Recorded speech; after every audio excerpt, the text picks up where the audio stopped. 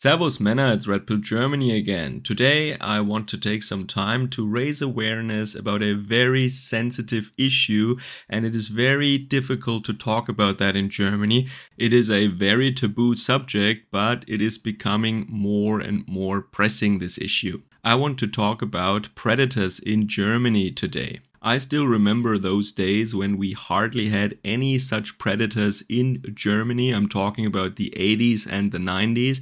But then in the following decades, more and more of them came across our borders into our country. And here they are right now. Germans are more and more afraid of them, but not all Germans are. There is a sharp divide within the German population. Some of them see them as some kind of protected group. They have this idealized image of noble, savage creatures and all these things. A very romanticized image that sees these predators as the actual victims, and that is characterized very often by very little contact with these predators. And then there are the people that really suffer the consequences. They are afraid that these predators will hurt their children. They are afraid of leaving the house alone in some cases, and they are really in contact with them. So they are the ones who really should know. It goes without saying that the pro-predator group in Germany is of course comprised of Green Party people and leftists, while the other group is mostly hard-working people also in more rural areas in Germany. This is the fundamental divide here, and if you know a little bit about Germany, you know of course that the Green Party really has the cultural hegemony in Germany. They control the universities, they control the schools, they control the media. They are the ones who control the Overton window and what you can say in polite society or in society in general. Actually, if you don't want to get in trouble, you have to say what they want to hear. But as the real danger that German families are in is becoming more and more clear, many people don't bother anymore with that, and many people are no longer scared of being called bad words or something or given bad names. They are speaking out openly against these predators and against these Green Party lunatics, in my opinion, who defend these predators. So for a little bit of reference, these predators are of course not a new thing. Europe and Germany also, we were bothered by them before. But our ancestors, they took up arms, they organized, and they fought against them. We successfully fought against them, we got rid of them, and so there was a time when Europe and Germany was really almost predator-free at that point. And now that they are back, many people are saying, well, we should do the same thing again, we should organize, we should do something against them. Other countries in Europe are doing the same thing. I mean, they're not completely annihilating them, but they make sure that their numbers stay under a certain threshold. Their population is controlled, so the damage that they can potentially do is within certain bounds, and also that they respect and fear the European people. They used to have a certain shyness when dealing with us because they knew that we can be dangerous, and the left, they say that they're still shy, but Germans know better. They're not shy anymore, because these predators made the experience that due to their protected class status, Germans are not doing anything against them anymore. So they become really daring and, shall I say, because of that, dangerous. They're not staying away from us. They're not keeping their distance. They have lost this shyness that they used to have. And that can lead to many, many problems. In certain areas of Germany, there are daily attacks now from the side of these predators.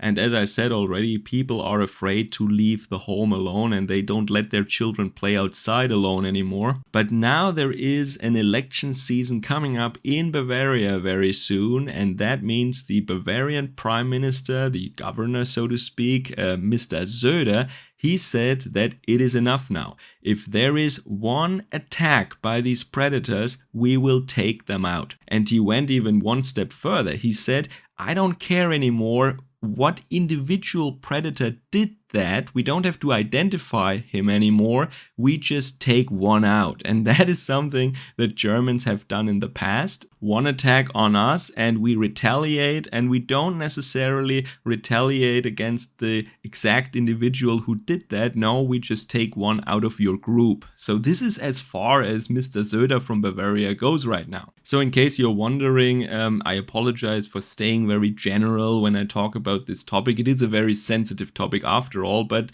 maybe I should dare to become a little more to the point and specific. I am of course talking about the European grey wolf. From nursery rhymes and fairy tales, we still can tell that it used to be really a danger in Europe, but in the 19th century it was practically extinct. In the 1990s, or 1990 actually, it was declared a protected species in Germany, and since then the population has been growing. They came over the border in eastern Saxony and then they spread over northeastern Germany, as you can see on these maps here, over the following years. And right now we have once again, I think, one of the biggest wolf populations in Europe, and in these areas where they are, not in the south of course, not in the west, but in the north and in the east of Germany, the population density there is very, very high. And that leads to many encounters now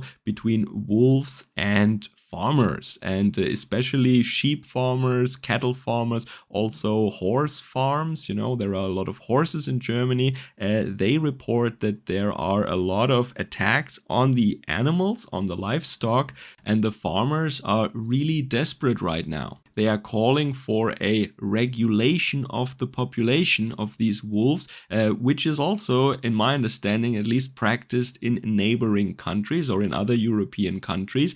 They monitor the population and they also take them out if they become too many, like we do with other game populations like boar and deer. We also try to let them not grow too much, the population that is, because they will hurt the forest if they become too many. And in these areas, at least, we can see that a peaceful coexistence between wolves and men is not really in the cards, it seems. There are so many incidents, and the left, the Green Party, as I said, they have this idealized image of the noble wolf pack and the innocent predator.